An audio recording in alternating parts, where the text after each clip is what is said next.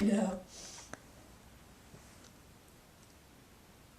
Okay, so let me cross over. Good deal. You start whenever you want. All right, welcome back to module number 3, where we're going to cover tools 8 through 14 of Ageless Grace. And the kitty that was on the back has now gone outside, so she won't be dancing with us right now. But who knows who might come in. There's 2 more. So far you've met Isadora the mama cat and Tango the little cat, and that was Salsa that was on the back of the chair. She's the little runt of the family. All right, so tool number 8 we actually did in the first 10 minutes in the first module. It is body math.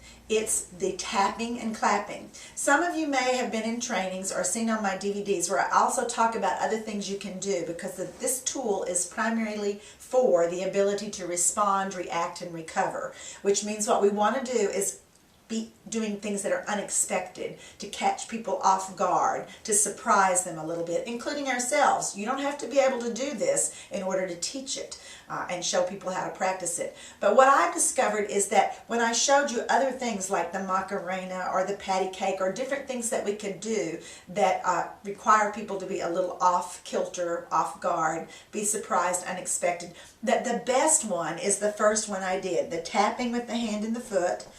Usually 8 times on one side, 8 on the other, or you could do 4 and 4 and 2, and then you call out a number, usually in the 8 sequence, because if you're calling out a number in the 2s or 4s, it's very quick, unless your people are pretty agile and pretty healthy. So you call out a number, and all you have to do is tell them in advance, I'm just going to call out a number, and when I come to that number, ideally you stop the tapping and clap, and then start the tapping again, and then you go to the other side. So it's constantly back and forth with the tapping, and then you clap. And you saw that in the first 10 minutes when we were practicing this tool, I also clapped, and then I called out a number, and we tapped the foot on that number, and clapped, and tapped the other foot on that number. And I don't know about you, but that just really freaks me out. That is such a challenge for me. So you want to do it long enough that people start to get it, or maybe they have gotten it, but then you want to change it so that they're surprised, it's unexpected. So I usually do it 3 or 4 times on one clapping number, and then I quickly change to another number.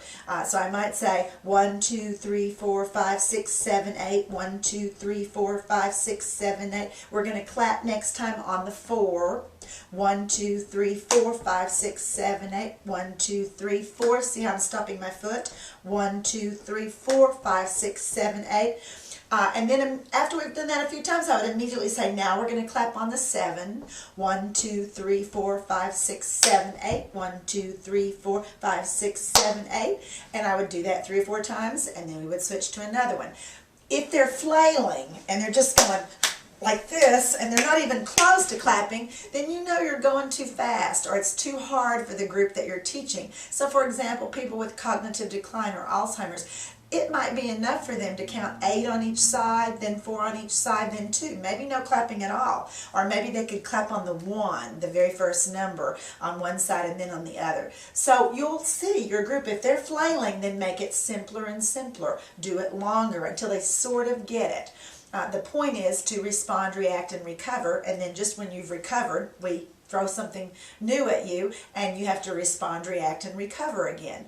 If you can't teach this yourself, no big deal. You're telling them what to do. All right, we're going to clap on the 4. 1, 2, 3, 4. Oh, I missed it. 1, 2, 3, 4. Oh, I missed it again. They're not watching you anymore, because once you tell them to clap on the 4, they're so totally thinking about how the heck am I going to get my clap to happen on the 4 and stop my foot from tapping at the same time.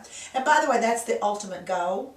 Very often I'm still tapping that foot when I'm clapping because I can't do it. So it's also building neuroplasticity in the brain, as well as helping it with that respond, react, and recover. Now, if you feel flustered doing a fairly fast song, which I like this to be, fairly fast, start off with a slower song. It's not a big deal. So like this song, for example, that I'm going to just put on. It's slower than the song we did at first. 1, 2, 3, 4, 5, 6, 7, 8.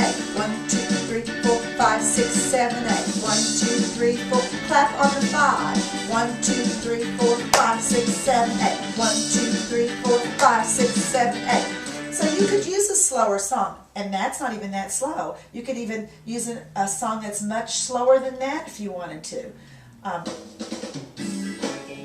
Yeah.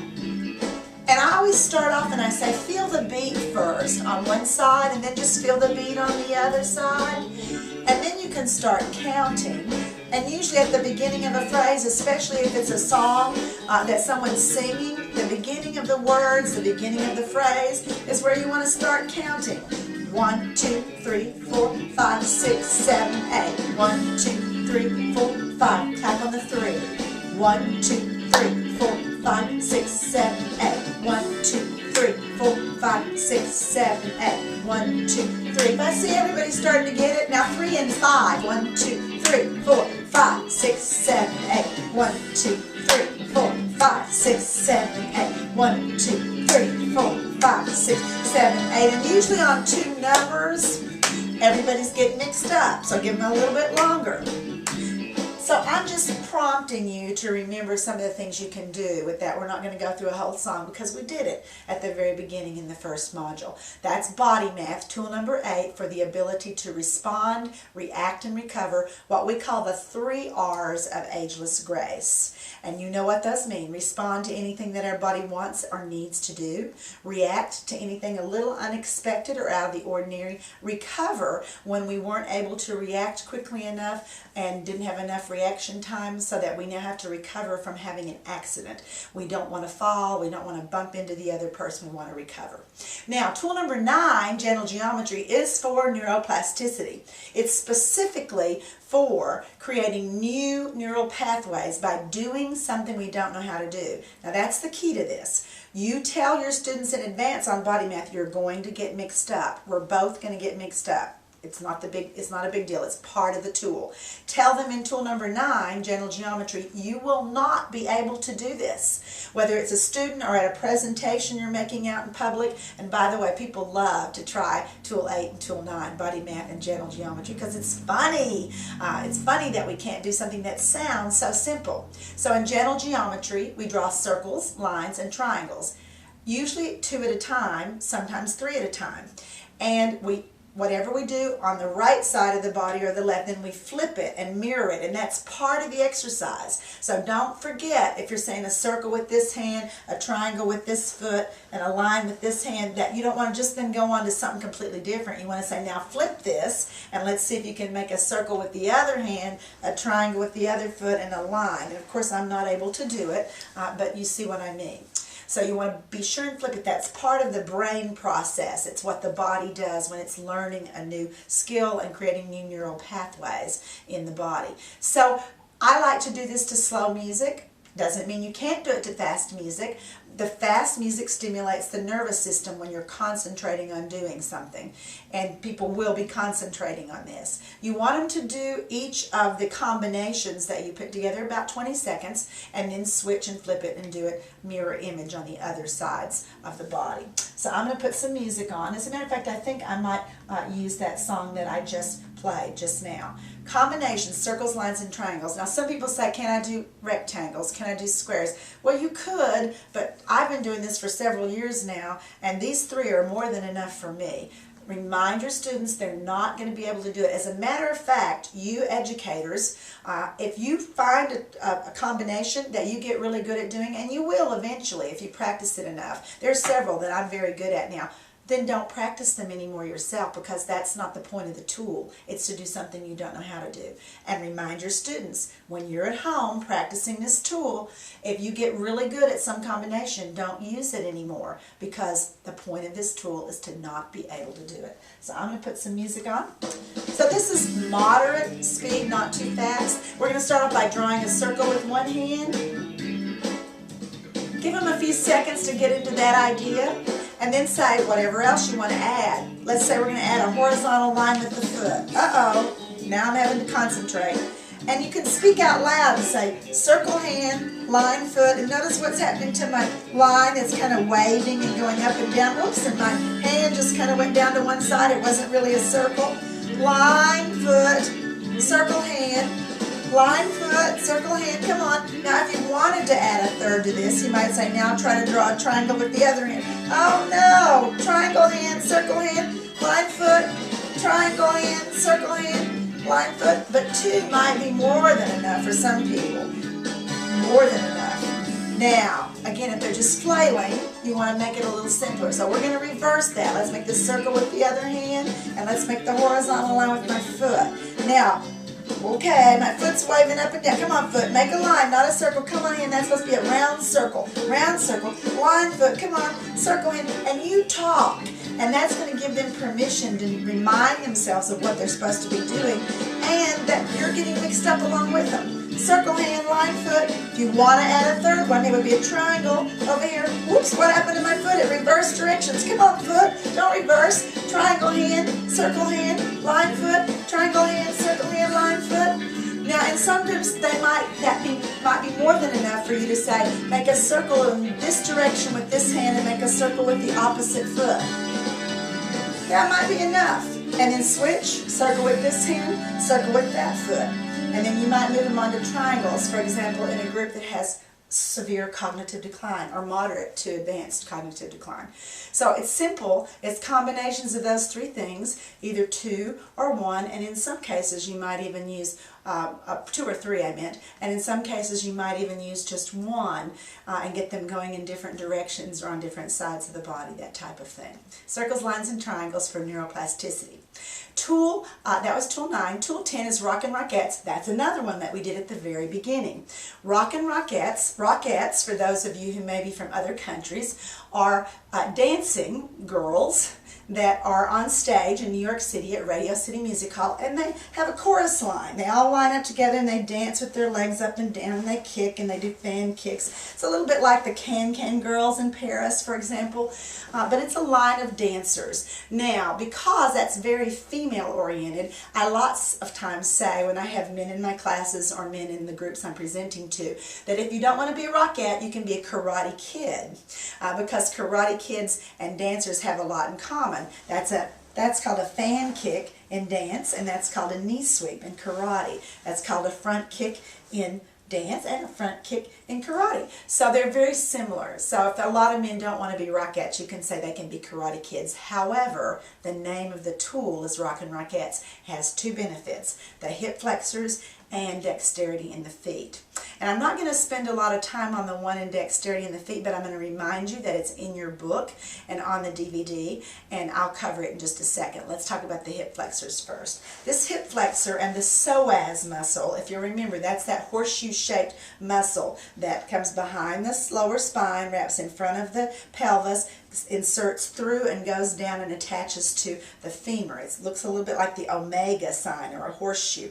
Is what allows us to have upper and lower body working in conjunction with each other. Allows us to go upstairs, allows us to bend over and pick something up, allows us to bring the knee toward the chest or the chest down toward the knees. And when we lose that skill, people will say, oh, that's just old age that you can't do that anymore, but it's not. It's a weak psoas muscle. So the psoas muscle, this whole hip flexor area, very important to work. One of the best ways to work it is seated. Very wide stance really helps that. Movements that go open and out help that. Squeezing from the back, squeezing from the front. All of those things will help with those hip flexors.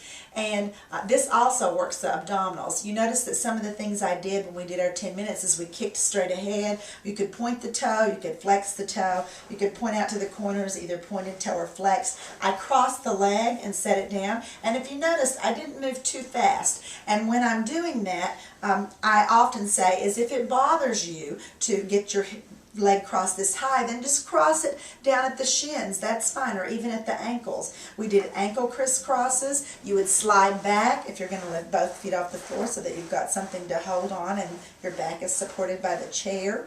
I already said the fan kick moves out to the sides. You could do rumbling close and wide and narrow and close and wide and narrow.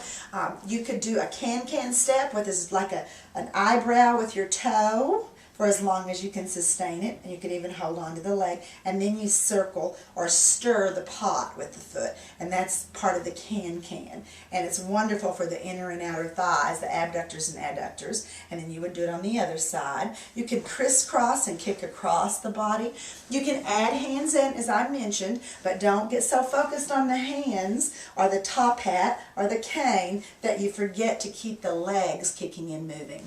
And then the second part, the feet, is the one that I don't actually usually include in class. I usually do that as a workshop or a special event where I say this is for foot health and or balance. And I talk to them about the props that are mentioned in the playbook of using a tennis ball to roll the feet across the top to help with the arches and out and in, picking up things with the feet like pens and pencils, handing them to yourself, jacks, like the game of jacks, that you would pick up one of those little ninja stars between each two toes, those two and then the next two, and hand them to yourself. Using things like picking up washcloths or hand towels for weightlifting and helping the muscles, picking up pens and pencils and chopsticks, using a small ball that's semi-hard to roll around the bottom of the feet and push into it to help the myofascia. Massaging the feet at night before you go to bed, putting on a little body lotion or foot lotion and actually rubbing it in, or massage oil, and working those nerve endings. The feet have 26 bones in them each. They have 32 muscles each foot. They have 7,000 nerve endings each foot. It makes a wonderful workshop. I will tell them in class this is something they can practice, but I don't take props to class. It makes total chaos, but it's a wonderful workshop for about an hour, for example. And then you could bring props. You could even sell the props in a basket, as I mentioned before, where you get all those things that are listed and mentioned and put them in a basket and type up all the notes I've given you on different ways to work the feet for the myofascial tissue, the muscle strength, the flexibility in toes, the dexterity, and the nerve endings. All this is wonderful for plantar fasciitis, wonderful for neuropathy, neuromas, just about anything that affects the feet. The more you move them, the more you massage them, the more you exercise them, the better they are. So that was number 11, Rockin' Rockettes. Number 12, Spaghetti Spine, was the other one that we did. And that's where I mentioned that there's 3 sections to the spine, 26 working parts. So its primary benefit, while Rockin' Rockettes was the hip flexors, secondarily the dexterity of the feet and toes, Spaghetti Spine is flexibility or spinal mobility, spinal flexibility in all 26 working parts of the spine. Some people will say like, oh look, I can do this, I'm pretty flexible in the spine, but what's happening to my neck? It's not moving. So you want to move the nose and chin in order to move the cervical spine or neck. You want to move the elbows and the solar plexus or sternum to get them to move the thoracic spine. You want to move the belly button and the tailbone to get them to move the lumbar, the sacrum, and the coccyx. You can move directionally from side to side, up and down. The foot would go forward, back and front, all those types of motions, or you can move sectionally, like I said, using those different body parts to stimulate the movement in the spine. You could tell a story. You could use imagery, become a cord of silk or a piece of seaweed or the tail of a kite blowing in the wind. You can do all kinds of things to make Spaghetti Spine interesting and different. Now the next one is tool number 12, and that is called, Spaghetti Spine was number 11. I said that backwards. Spaghetti Spine was number 11. And tool number 12 is Express Yourself. It's for the entire arm, including the chest and back. A lot of people don't realize that your arm actually includes the collarbone, the top 2 ribs, and the shoulder blades in the back. That's part of the arm. And so that is what actually moves and drives the arm. It pushes it forward, it lifts it up, it wraps it around. And people who are moving their arm isolated from the shoulder will get rotator cuff issues very commonly. So you want to push with the muscles and the bones of the chest and the back, lift, wrap around, and engage the chest and back. Doing natural, organic things will cause that to happen, meaning things that you might naturally do in your daily life. You know, I wouldn't naturally pick a weight up and just do like this. That's mechanical. But what I would do is I might wave to a friend, or I might pull the chain on truck horn and blow the whistle. So you want to do things that are all natural. What helps me come up with ideas for this particular tool is to think of different professions. So I'm going to put on some music and we're going to do tool number 12, which is express yourself. And I'm going to think of different professions that we could use to do this tool. So let's start off. And how about if we're a cowboy? And let's circle that lasso. Get that lasso going overhead. And they sometimes hold this hand out for balance, right, when they're doing it for momentum. Now you're really using your chest and back this way. Now let's turn that lasso down and let's do it on the floor like this. Cowboys, cowgirls. There we go. And we are so good that we can do it equally well on both sides. So let's go on the other side and get that lasso going. This hand's for balance. And then you're going to turn it down and you're going to do it on the floor. Here we go. Cowboys and cowgirls. Now let's pretend we're boxers. That's a nice profession. Muhammad Ali said you got to sting like a butterfly and float like a butterfly, sting like a bee. So float like a butterfly with your feet and sting like a bee with your fist. Bang, bang, boom, boom, bang, bang, ha, hoo, ha, ha. Making a little noise is fine. Natural, organic, moving with those arms. How about a traffic cop? We're going to stop the traffic this way and move it this way. Whoops. Ups, and we're going to stop the traffic both ways and move it this way. Uh-oh. This one always makes me laugh because I'm sure I've caused at least 3 or 4 accidents by now. Oh, this is not an easy job. Not an easy job. Neither is being a juggler. How about juggling? Imagine you've got 5 tennis balls. Here we go. We've got juggling music on right behind us. Really good. Oops, dropped one. Keep going. Juggle, juggle, juggle, juggle. Whoops, dropped again. Whoop. I'm going. Here I go. Here I go. How about if I'm a fireman and I've got my little axe out and I'm chopping. And then after I chop a while, I'm going to get my hose out and I'm going to hose things down. Psh, big hose, powerful water. And then I'm going to climb my fireman's ladder. And this is for a tall, tall building that's on fire on the 24th floor. Here we go. Keep going. Get those hands and arms going. Now let's be in a parade and let's wave to everybody. Hi, everybody. I'm on the float in the parade of roses, the Rose Bowl Parade. And wave with the other hand. Hello, everybody. Hi, how are you? How about tug of war? Some kids playing tug of war? That's a fun thing to do. Or how about a baker who's rolling out some dough? And I'm going to roll my head forward so I'm putting one foot forward.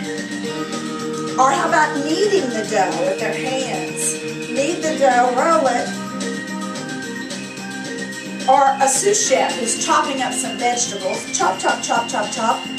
And we want to do this with the other hand, right? So the good news is these knives are sharp, but they don't cut because they're imaginary. Now let's sprinkle on a little sugar and cinnamon on whatever it is we're making.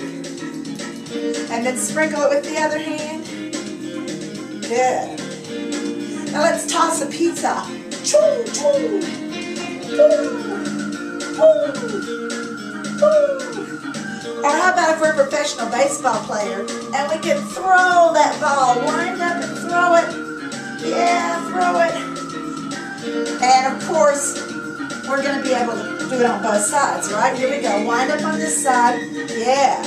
I think the scouts are looking for us. They're going to come any day because we can pitch equally well on both sides.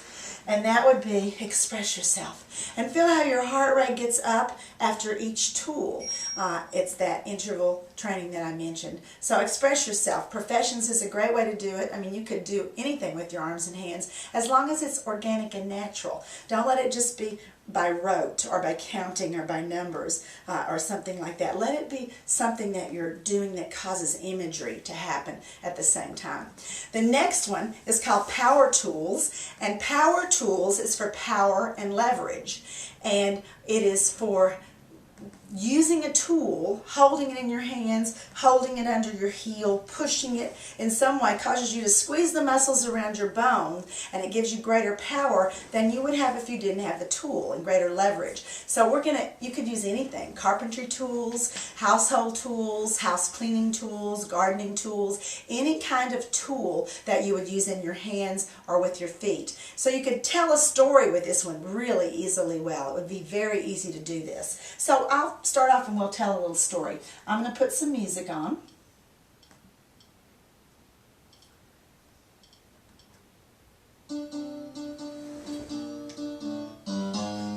So what we're going to do is we're going to make a garden for the spring. So let's get your rototiller out, and you know it goes side to side, and it bounces up and down, then it goes side to side, and it bounces up and down, and it goes side to side, and it bounces up and down, side to side, up and down. Oh, I make a little noise when you're using your rototiller. Oh. Now another one of my favorites, and you might not use it in the garden, but we're going to do it anyway, is the jackhammer. Oh. We'll pretend we found a big rock in the middle of our garden and we have to break it up.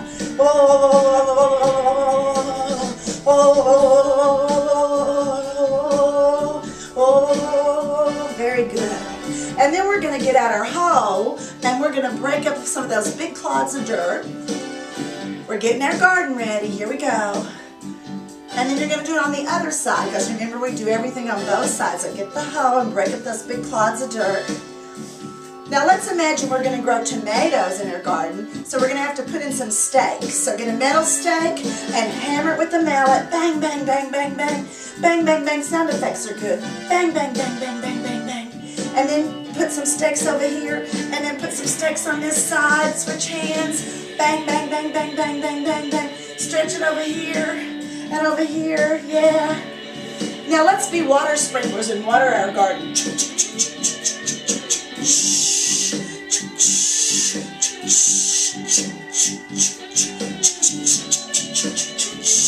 Other side.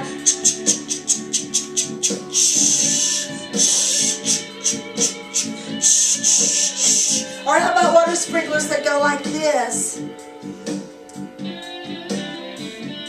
Now let's plant in the corners of our garden a fruit tree. So get your spade out and dig, dig, dig, other hand, other foot, So I told a story, but you could just use any tools that come to your mind. Saws, hammers, ratchets, wrenches, tape measures, ladders, riding lawnmowers, you name it. How about the vacuum cleaner and the whisk and the broom? All of those are tools, and you want to do it on both sides. That's power tools for power and leverage. And then the last one in this module is called Saving Face, and I like to use funny music when I do that. That's just kind of fun. And it's for release of tension in the face, head, and neck. Many people have tension in their jaw, tension in their temples, in the top of the head, under the eyes, in the sinus area, in the occipitals or occipits area, back here, in the jaw and the throat. Some people even lose swallowing reflex because of not working the muscles of the tongue and the throat. Behind the eyes, the muscle behind the eyes that helps us focus, so that, for example, we might need reading glasses as we live a little longer if we don't practice strengthening that muscle behind the eyes. So I'm going to put some music on and we're going to do a little bit of saving face. Saving face. I happen to love this one. It makes you happy. Here we go.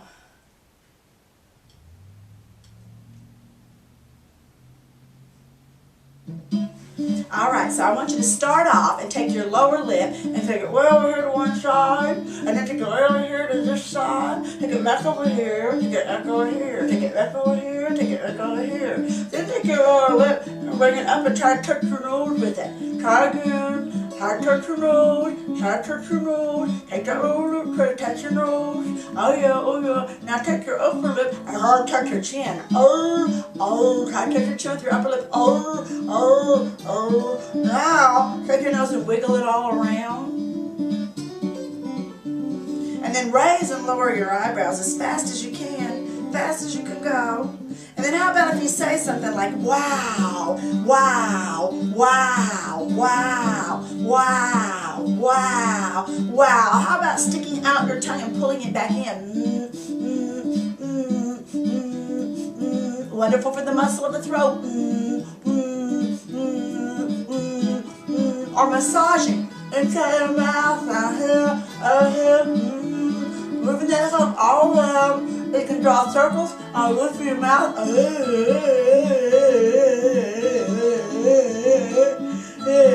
Now hold your head very still. Look way up toward the ceiling, down toward the floor. Way over to one side, way over to the other. And then do it fast. Up, down, side, side. Up, down, side, side. Move it all around. Side, side. Up, down, up. Now look up into the corners. Don't move your head, but look way up here. Look way up here. Look way down here. Look way over here. Up into the corners. Up into the corners. Down into corners. Up and down. Corner to corner. Corner to corner. Side to side. You can tap your face, and that tapping can stimulate the nerve endings, tapping that face. You can make monster faces. There are so many things you can do in saving face. You can pretend you're different animals and make faces like different animals do. Sticking your tongue out like a lizard, or chewing your cud like a cow, or smiling like the Cheshire cat, or baying or howling like a wolf. There's so many things you can do with that face and make it fun. And that's the end of the second module, or pardon me, third module. Thank you very much. I'll see you in one more. We're going to do tools 15 through 21.